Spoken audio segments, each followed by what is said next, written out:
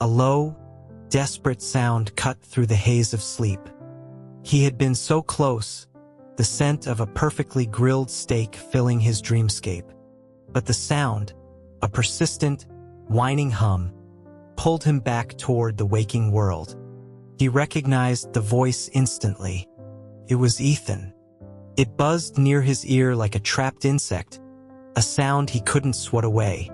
He thought about how absurd it was for a man like that to be crying. The voice, closer now, whispered words of love, calling him by a name that made his skin crawl. A growl rumbled in his chest. He demanded that Ethan Thorne shut his damn mouth. A sharp jab of his elbow sent something solid tumbling away, and he shot upright in bed, eyes flying open. The scene before him was utterly surreal. There, on his bed, was Ethan Thorne, the untouchable golden boy of Northwood High, heir to the Thorne Industries fortune. The perennial valedictorian, the alpha that every Omega practically fainted over, and, most importantly, Liam's sworn enemy. He was a mess, his shirt rumpled and his eyes red and swollen. He looked at Liam with a sort of crumpled, heartbreaking sorrow. This made no sense. Liam's last clear memory was from just a few minutes prior, it seemed. He had Ethan pinned against a brick wall in an alley, one hand fisted in the collar of his rival's pristine shirt, promising a final, decisive battle. So why was he now in Liam's bed? Before Liam could form a question, Ethan whimpered the name again. An involuntary shudder traced its way down Liam's spine, raising every hair on his body. He snatched the nearest pillow and hurled it without a second thought. He questioned if Ethan had a death wish. Who the hell did he think he was calling his husband? Their animosity was the stuff of legend. Liam couldn't stand the sight of him, and the great Ethan Thorne clearly looked down on him as nothing more than a street rat. Ethan was a master of a polite, charming facade for everyone else, a mask that never once slipped in Liam's presence. Instead, Ethan seemed to make it his personal mission to antagonize him. If Liam skipped class, Ethan would be the one to report him. If Liam tried to hop the school fence, Ethan would alert security. Every Omega Liam ever showed the slightest interest in would inexplicably confess their feelings for Ethan the very next day. Any gadget or piece of gear Liam coveted but couldn't afford would magically appear on Ethan's desk.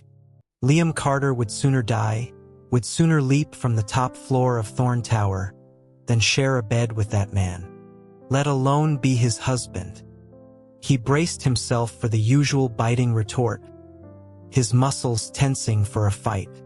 But instead, Ethan started to cry. Actually, properly cry. Fat tears rolled down his cheeks, and his nose was red as he let out choked, hiccuping sobs. The nearly 6'3" alpha, a titan of their school, now looked as pathetic as a stray dog shivering in the rain.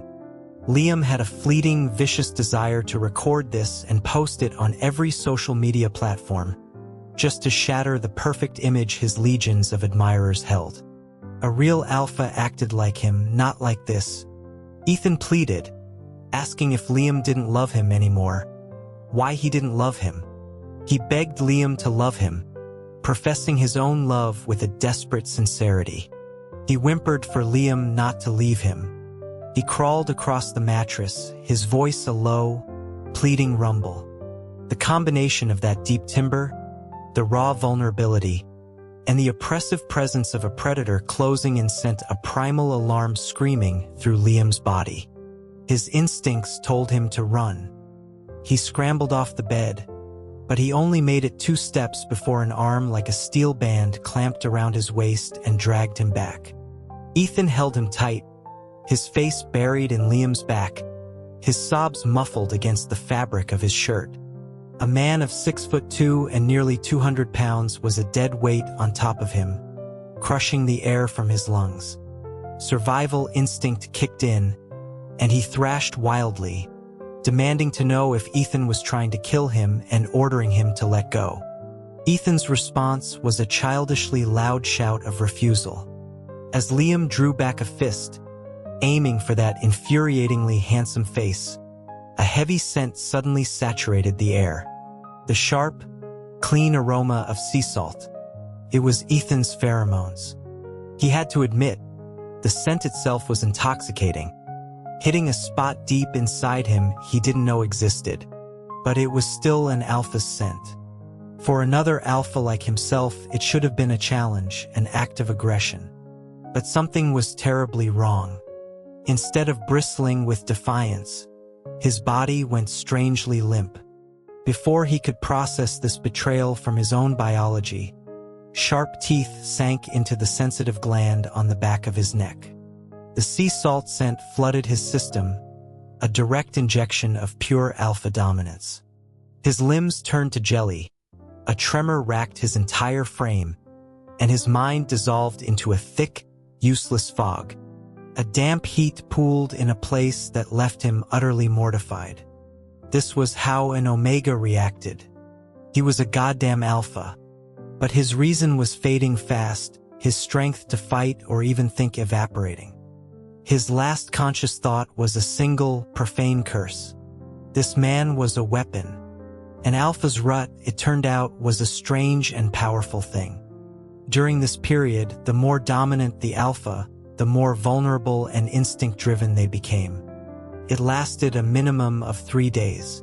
So it was that Liam Carter, Northwood High's baddest dude, the runner-up for campus heartthrob by a single, infuriating vote, the dream alpha of countless Omegas, and a decorated track champion, was subjected to 3 days of humiliating, soul-stealing, earth-shattering intimacy with his greatest rival. And in the haze of it all, he came to a few horrifying conclusions. First, he seemed to have traveled through time or to another reality. Second, at some unknown point, he had become an Omega. Third, he and Ethan were married, and Ethan had marked him for life. And fourth, Ethan seemed to be desperately, hopelessly in love with him. The first 3 facts filled him with a burning rage. The fourth, however, sparked a flicker of smug triumph. So, the great Ethan Thorne was finally wrapped around his little finger. But when he finally awoke from a deep, dreamless sleep, the man he saw was not the sobbing, clingy mess who had worshipped him for 3 days. It was a stranger wearing Ethan's face, dressed in a perfectly tailored business suit. His expression was frigid, his eyes distant and cold. He stood by the bed, hands in his pockets, looking down at Liam as if he were a business transaction. He stated simply that Liam was awake. Liam's own voice was a wrecked croak when he tried to speak. He demanded a glass of water. Ethan hesitated for a moment, clearly unaccustomed to being ordered around, but complied. The water soothed his raw throat. Leaning back against the headboard, he glared at the impeccably dressed bastard. But before he could unleash his tirade, Ethan spoke again. He apologized for losing control during his rut and offered compensation. He held out a sleek, black CR card.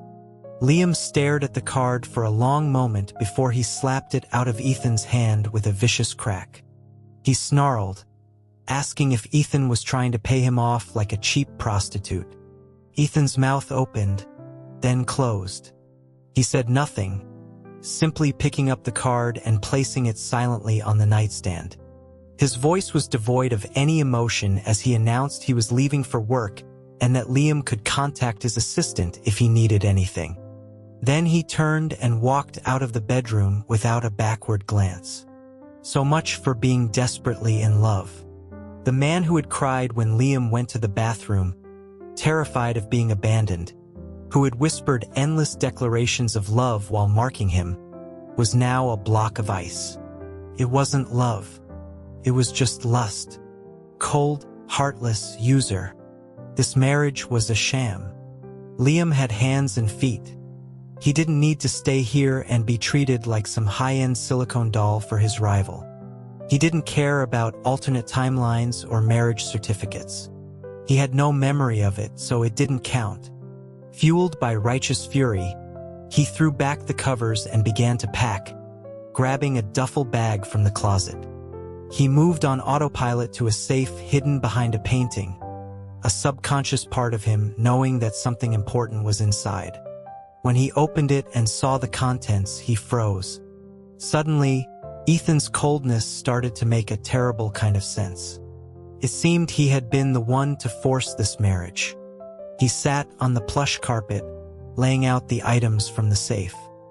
Finally, with a trembling hand, he picked up a thick, leather-bound journal. He opened it and read a few pages. The air left his lungs in a rush, and he nearly fainted. If it weren't for his own unmistakable, scrawling handwriting filling the pages, he would have sworn it was a forgery designed to frame him. The journal was a cringe-inducing chronicle of his secret love for Ethan Thorne, filled with pathetic, hand-drawn hearts. It was the diary of a stalker. It also filled in the gaps in his memory. He learned that he'd been in love with Ethan for years, and his antagonism was just a clumsy attempt to get his attention. He learned that after graduation, his late parents' old property downtown was bought for a huge development project, turning him from a poor orphan into a millionaire overnight. He learned that Ethan had a great love, a white moonlight named Parker Vance, whom he'd adored from afar in high school. He learned that during their freshman year of college, Ethan's family business had nearly collapsed, and at the same time, Parker had moved abroad, devastating him. And then the final damning piece. Liam had offered his entire inheritance to save Ethan's company on one condition. Ethan had to enter into a contract marriage with him. On their wedding night, Liam's first heat had unexpectedly hit, and he had forced himself on Ethan, turning their sham marriage into a real, binding one. It was vile. It was predatory. If he were reading this about someone else, he would have cursed them as a manipulative, opportunistic villain who took advantage of someone at their lowest point. But the villain was him, Liam Carter. All he could do was clutch his head in his hands and wish the floor would swallow him whole. What kind of monster had he become after high school? He couldn't let this continue. It wasn't just that the act of forcing the marriage was despicable. It was that the current him, the one who had just woken up, felt nothing for Ethan but rivalry and resentment. Morally, emotionally, he had to end this. He made a decision. When Ethan came home from work, he would ask for a divorce. He would set him free to be with his true love, Parker. At 1:02 a.m., the front door opened. Liam was waiting, a meticulously drafted divorce agreement in his hands. He held it out to Ethan, explaining that signing it would grant him his freedom to be with the person he truly loved. He patted Ethan's shoulder, assuring him that he wasn't asking for anything, just taking what was his. He expected relief, even joy. Instead, the atmosphere in the room grew heavy and cold. Ethan's silence was menacing. Liam was confused. Wasn't this a good thing? Or was Ethan so hateful that he wanted Liam to leave with absolutely nothing? Not even the money that had saved his company? As he was about to argue this point, Ethan suddenly lunged, shoving him back onto the sofa. His voice was a low snarl as he demanded to know what new game Liam was playing, what he wanted this time. He accused Liam of using the divorce as a threat to make him sabotage the engagement of their old friend, Cody. He hissed, asking if Liam was really that obsessed with him. Liam was completely lost. Engagement? Cody? His best friend from high school, the one he skipped class and got into trouble with? Cody was an alpha. Liam was an alpha. The idea was ludicrous. His stunned silence seemed only to enrage Ethan further. Ethan's grip on his wrist tightened until Liam thought the bones would snap. He cried out in pain, telling Ethan to calm down. But Ethan's other hand shot out, cupping his jaw in a bruising grip. That was it. Liam's temper flared. He kicked out, striking Ethan's knee hard, and roared. He yelled that Ethan was insane. He didn't even like him, so why wouldn't he accept a divorce that would benefit them both? He didn't love Ethan, and Ethan certainly didn't love him. It was a perfect solution. Believing he was the one at fault for the marriage, he thought he'd kept his words relatively tame. But Ethan's reaction was anything but. His grip tightened. He sneered the words perfect solution. He reminded Liam in a cold, clipped tone that their compatibility was 100%, that he had fully marked him during his heat. He asked if Liam truly believed they could just walk away and call it a perfect solution. His voice cracked on the last question, a raw, ragged sound. He asked if Liam even had a heart. Liam fell silent. The anger drained out of him, replaced by a cold dread. He knew what a full marking between a 100% compatible pair meant. They were bound for life. The mark could never be removed. Forcibly separating them would cause both of their glands to atrophy, leading to mental degradation and an early death. Because of his past selfish, desperate actions, Ethan was now shackled to him forever. He opened his mouth, but no words came out. Ethan wordlessly turned and went upstairs, leaving Liam alone in the vast, silent living room. After a long time, Liam raised a hand and slapped himself, hard, across the face. He was a monster who had taken everything from Ethan. No wonder the man treated him with such cold disdain. He would have gone insane with rage in Ethan's position. A profound guilt bloomed in his chest. If they couldn't divorce, then he would have to try to be a good husband. He, Liam Carter, was the dream alpha for countless omegas. Surely he could win over one man. He would start with food. He'd been an orphan since he was 13. He knew his way around a kitchen. The next day, he packed a lunchbox with 4 of Ethan's favorite dishes. He was sure the sight of this peace offering would move the stone-hearted CEO to tears. He didn't know the address of Ethan's office, but his body seemed to, a strange muscle memory guiding the taxi driver. He expected to be stopped by security, but Ethan's assistant, Leo, greeted him with a strange look and escorted him directly to the top-floor office. The employees they passed stared at him like he was an exotic creature in a zoo. He walked into the office with a forced smile, announcing his arrival with the love-filled lunch. The secretary's expression shifted from curious to horrified. Ignoring him, Liam placed the containers on the massive desk, arranging them artfully. The colors and smells were irresistible.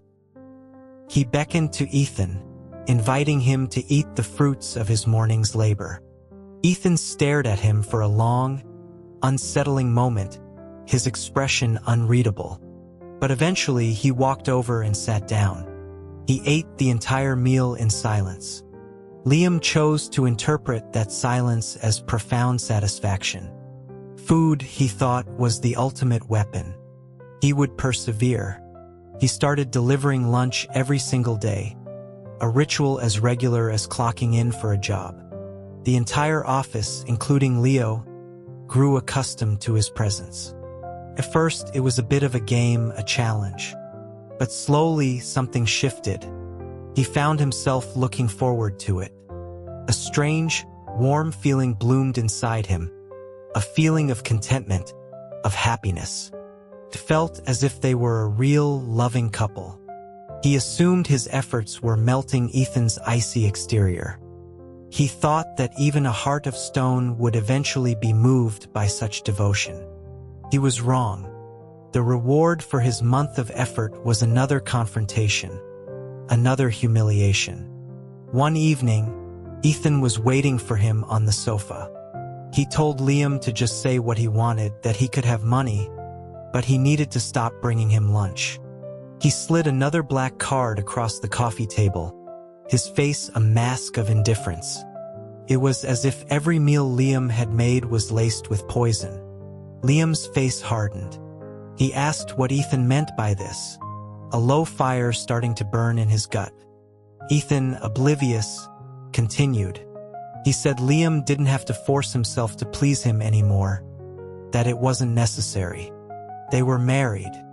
As long as Liam didn't ask for a divorce or break the law, he would take care of any problem he had. For some reason, Liam's mind flashed back to the name Ethan had mentioned a month ago.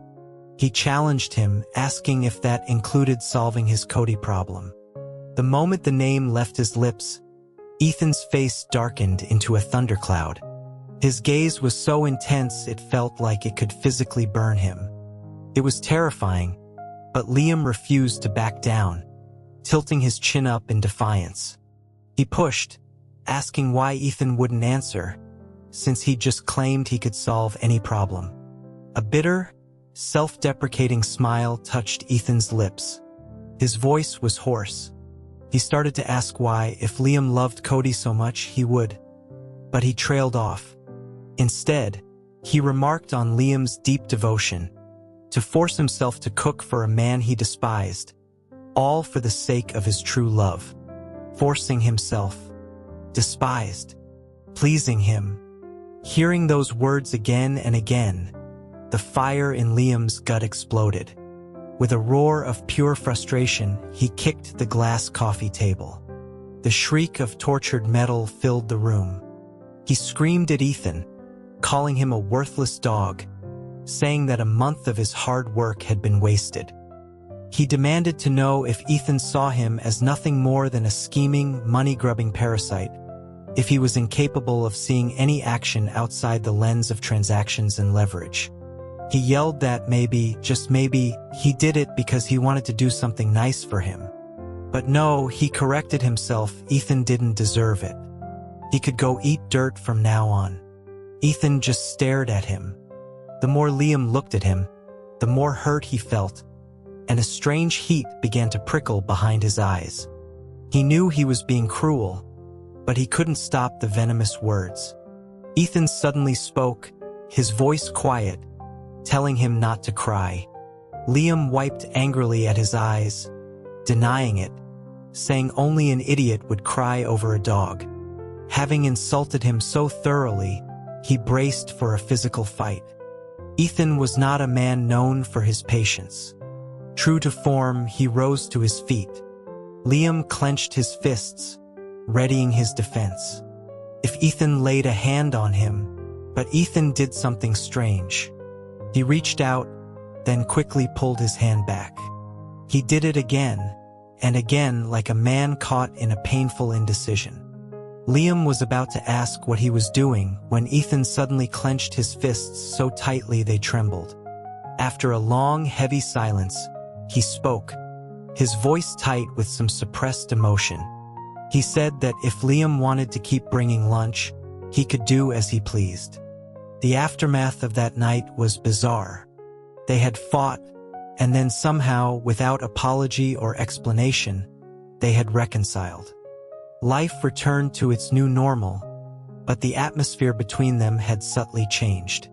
A strange new dynamic began to form. In the mornings, Ethan would call out that he was running late and needed Liam to pick out a tie. On this particular morning, it was only 8 o'clock for a 9 o'clock start time, but Liam obliged. He chose a charcoal tie with a subtle bamboo pattern to match Ethan's gray suit, something that fit his cool, executive aesthetic. But after he handed it over, Ethan claimed his hands were wet and asked Liam to tie it for him. Liam stared at Ethan's hands for a full 30 seconds before spotting a single minuscule drop of water on his pinky finger. Still determined to fulfill his role, he stepped forward. After a few frustrating minutes, he managed only a lumpy, misshapen Windsor knot. Ethan didn't seem to notice. He leaned in closer, his hand lightly touching Liam's shoulder. His warm breath ghosted across Liam's cheek, and for a terrifying second, Liam was thrown back to the memory of the rut. He flinched, but Ethan did nothing more than straighten up. He announced he was leaving for work, then added that he might encounter danger and be home late. Liam, confused, just told him to be careful and try to come back early. Ethan nodded, seemingly satisfied, and left. At lunchtime, when Liam arrived at the office, the first thing Ethan did was open the blinds to his glass-walled office. Then he would call Leo in and, like a drill sergeant, announce the day's meal. Leo, in turn, would recite with practiced, soulless enthusiasm how wonderful the food looked, how talented and caring Mr. Thorne's husband was. He'd then take out his phone, snap a few pictures for the company group chat, and leave. Ethan would watch this performance with a nod of approval. Liam was baffled by this strange ritual they had developed in his absence. In the evenings, things were usually normal. But if Liam was distracted by the TV or his phone and didn't greet Ethan at the door, things got weird. A knock would sound. Liam would look over to see Ethan standing in the entryway, still in his coat and shoes. He'd ask what was wrong. Ethan would state that he was home. When Liam just gave a simple acknowledgement, Ethan would announce he was going to try again. He would then step back outside, close the door, wait a few seconds and open it again. Seeing Liam still on the sofa, he would stand there stubbornly, repeating that he was home. He would frown and tell Liam that he should offer a proper greeting, and that his coat was heavy. Then he would exit, close the door, and re-enter a third time. Finally, the message clicked. Liam got up and walked to the door. Before Ethan could speak, he said, "You're home." Ethan nodded slightly and began to unbutton his coat. Liam took it from him and hung it up. After this ritual was completed, Ethan's mood would visibly improve. Though their interactions were often strange, life became much more comfortable than before. The days bled into weeks, and soon they were approaching their first Valentine's Day as a couple. Liam didn't expect anything. Ethan wasn't the romantic type, and more importantly, Liam wasn't the person he loved. The thought sent a sharp, unexpected pang through his chest, and his nose tingled. He dismissed it as a side effect of staying up too late. The day passed uneventfully, but at 9:21 p.m., his phone rang. It was Leo. He said Ethan's chronic stomach pain had flared up, that he was in so much pain he had nearly passed out, and asked if Liam could come to the office. Panic seized him instantly. His mind went blank. He grabbed the first aid kit and ran out the door, hailing a cab, completely forgetting that Leo could have just taken Ethan to the hospital. In the taxi, his anxious mind spun out of control, imagining the worst. Ulcers, internal bleeding, stomach cancer. What if he died? Fear, cold and sharp, gripped his heart. To his utter mortification, tears began to well in his eyes. This damn Omega Constitution. He practically fell out of the cab and scrambled up to the top floor. The lights were dim, and Leo was nowhere in sight. He rushed into the office and saw Ethan standing there, perfectly fine. The tears he'd been holding back spilled over. Without thinking, he ran forward and threw his arms around him, sobbing that he wasn't dead. Ethan stiffened in surprise, then slowly, carefully, hugged him back, as if afraid to startle him. He murmured that he wasn't dead, that he was fine, that he was trying to. Liam pulled back and punched him twice, lightly, on the chest. He demanded to know why he'd made it sound so serious, asking if he wanted to give him a heart attack. The second the words left his mouth, strings of warm fairy lights flickered on all around the office, bathing the stark, monochrome decor in a soft, golden glow. From behind his back, Ethan produced an enormous bouquet of red roses.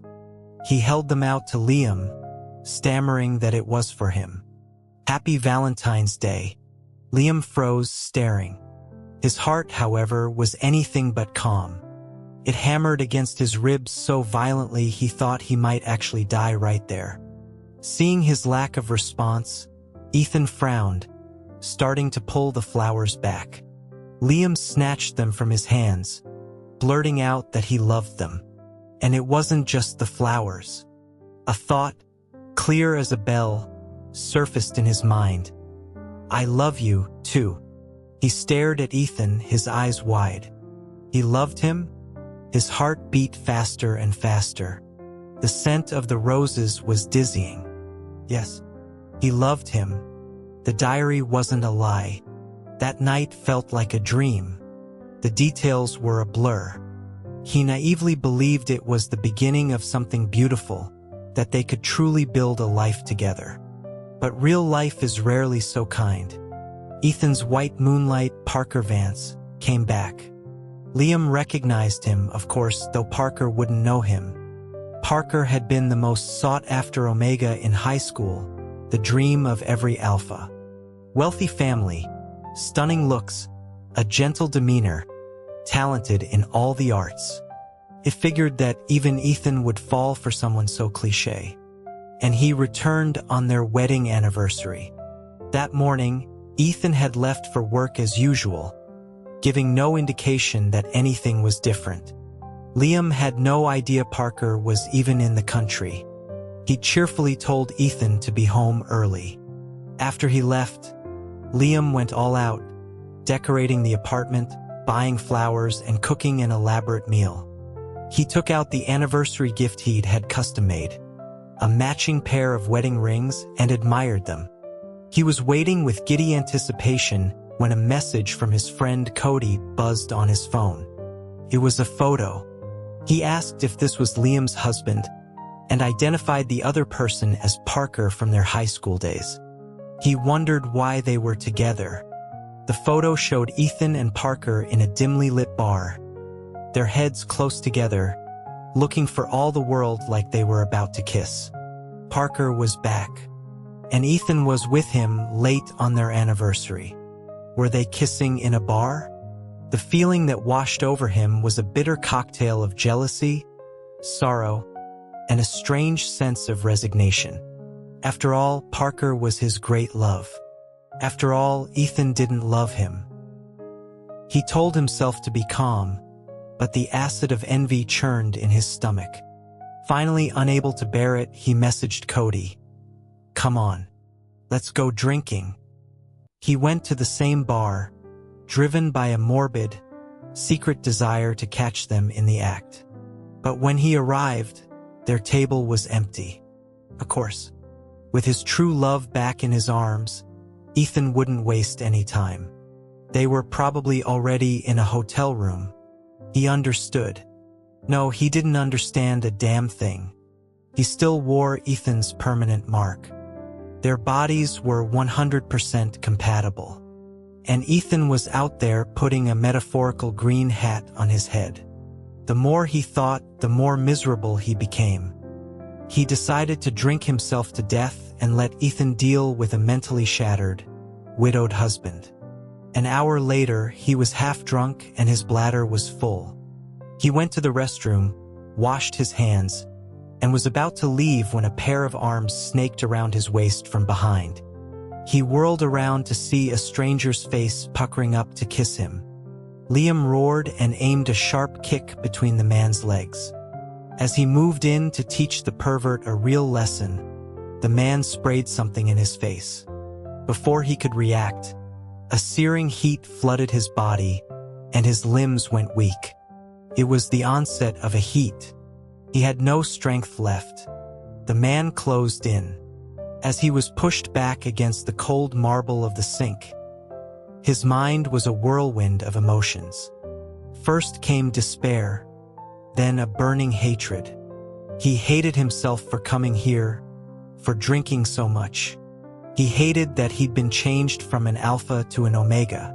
He hated Parker for coming back on their anniversary.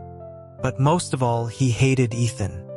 All these years of marriage, the 100% compatibility, the permanent mark, the shared ruts. What did any of it mean to him? Ethan had used his parents' legacy to rebuild his empire. Yet he remained cold and distant, his heart always belonging to his first love. Couldn't he love Liam just a little? Even pretend as payment for the money? He hated him. He would always hate him. But deep down, he knew he only hated that he wasn't loved in return. His clothes were being pulled away. The man's body pressed against his. As he struggled, his head slammed hard against the edge of the sink. In that instant, a dam broke in his mind, and a flood of lost memories rushed in. Liam doesn't love me. This marriage doesn't mean we're in love. I shouldn't have provoked him in high school. We're just a miserable couple. If only I could have the mark removed. If only I had never met him. It was Ethan's voice. All of it. Every cold, hopeless thought he'd had over the years of their marriage. 1,000 tiny cuts slicing his heart to ribbons. If only I had never met him. Liam started to laugh, a wild, unhinged sound that quickly turned into gut-wrenching sobs. Tears streamed down his face, his body shaking with convulsions. There was no time travel, no alternate reality. It was all just the pathetic delusion of a man who couldn't accept that his husband didn't love him. A mind that had broken itself to forget the pain. And now he remembered everything. But remembering didn't change the fact that he was still unloved. His breakdown must have scared the attacker, who paused. But Liam no longer cared. He closed his eyes, giving up. Whatever happened, happened. He was tired. He didn't want to fight and he didn't want to love anymore. Suddenly, the restroom door was kicked open with a deafening crash. He opened his eyes and saw a figure silhouetted in the doorway. It was Ethan. Why was he here? Wasn't he supposed to be with Parker? Before Liam could process it, Ethan had crossed the room and kicked the man off him. A flurry of brutal punches and kicks followed until the attacker was a barely conscious heap on the floor. With his support gone, Liam's legs gave out, and he slid to the floor. Ethan was at his side in an instant, gently pulling his clothes back into place and wrapping his own suit jacket around him. The gesture was so tender, but it was meaningless. A tenderness without love was just another form of torture. He asked Ethan what he was doing there, why he wasn't with his precious white moonlight.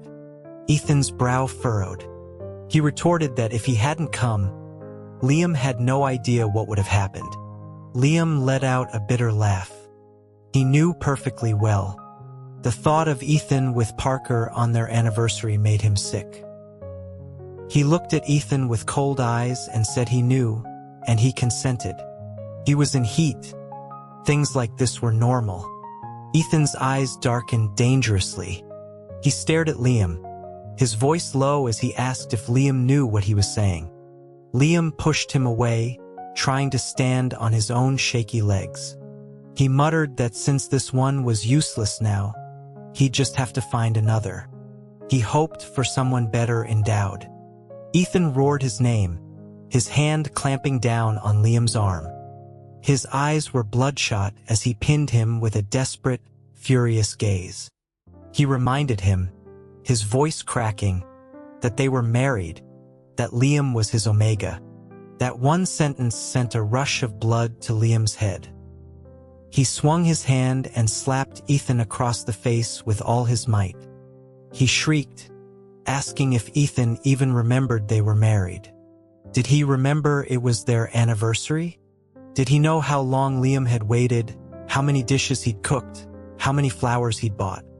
Did he know that Liam had designed a pair of wedding rings for them? He screamed that Ethan knew nothing. All he knew was that his white moonlight was back, that he had to rekindle their old flame, that he had to kiss him and take him to bed. He demanded to know why Ethan had even bothered to come back at all. Why, if he didn't love him, did he keep tormenting him? He sobbed that he wouldn't love him anymore, that he gave up. He gave Ethan permission to be with Parker. He just begged Ethan to let him go. He broke down completely, a mess of hysterical, uncontrollable sobs. No one ever told him loving someone could hurt this much. In the midst of his anguish, Ethan did something that shocked him into silence. He crushed his mouth to Liam's in a desperate, bruising kiss. He pulled back, his forehead pressed against Liam's, his voice a raw, trembling whisper. He said there was no white moonlight, no kiss, no hotel room. None of it happened. He buried his face in Liam's shoulder, and Liam felt the hot dampness of tears soaking through his shirt. He was so stunned he forgot to cry. Ethan was crying? Then he heard him whisper again, that there was also no not loving you. What did that mean? He stared, uncomprehending. Seeing his confusion, Ethan lifted his head. His eyes were red-rimmed and full of a pain that mirrored his own. He leaned in and gently kissed the tears from Liam's cheeks. Then, with a heartbreaking solemnity, he said, "Liam, I'm sorry." Liam asked what he was sorry for, and the words came tumbling out. Ethan was sorry for not coming home earlier, for not eating the food Liam made, for not seeing the flowers and the rings. He was sorry for not showing up sooner. He was sorry he didn't know Liam loved him. And finally, his voice breaking, he said, "I'm sorry I never let you know that I love you." He loved him? He said he loved him. Liam just stared, motionless, as a fresh wave of tears began to fall, silent and steady.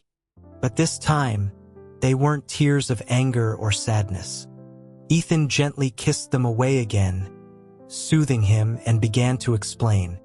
In the end, it was a tragedy of errors. Ethan did have a white moonlight, but it had never been Parker. It had always been Liam. All those years in high school, he wasn't trying to antagonize him.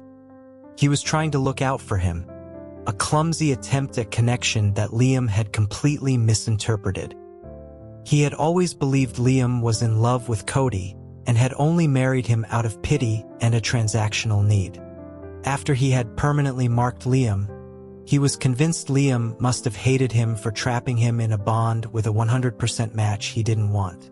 So he had been afraid to get too close, afraid to express the love he felt. Tonight, he had been at the bar for a business meeting and had run into Parker, who had just returned to the country. They had exchanged no more than a few pleasantries. The photo was a trick of the angle. As the truth settled, all Liam could think was how stupid they had been. They loved each other, yet they had spent years torturing one another. Life was a damn soap opera. In the next moment, he had no energy left for cosmic complaints. The full force of his heat, held at bay by adrenaline and emotion, crashed over him. His legs buckled and he collapsed. Ethan caught him, lifting him effortlessly into his arms.